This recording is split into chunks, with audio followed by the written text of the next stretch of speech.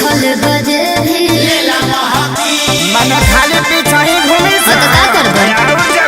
छोटी छोटी चीज के हजार कहके चिखल बजे भी उलेला महके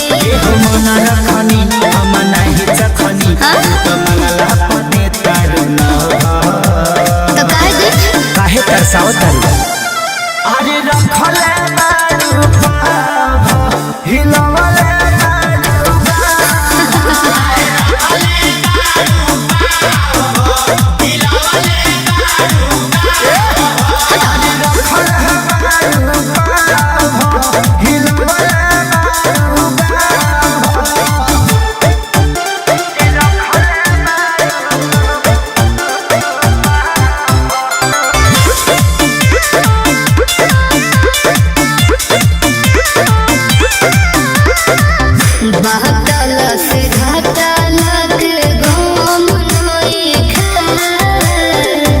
देसी खातिर देसी बाई कम नहीं है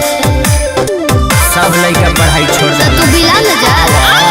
ई तहरी से तहन जहर ले दे खातिर मन करे देते बड़ू हमरो सदम लइखे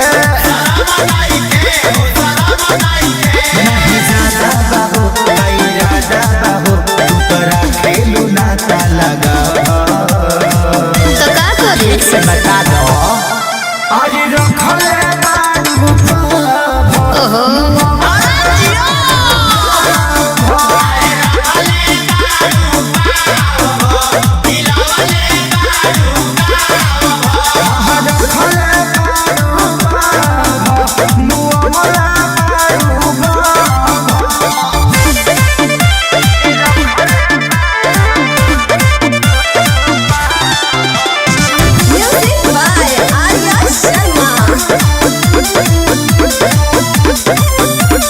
इज्जत से रखल बारे फेकल नहीं खे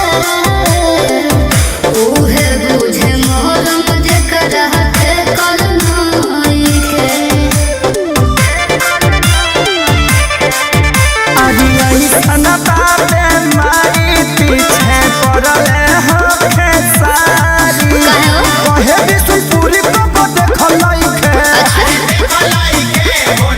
बाटे हालान हो टूटी तालान हो अब बचैना तनिको दिखाओ आई फ्लू हो जाओ अरे रखले बारू अजिया जिए दो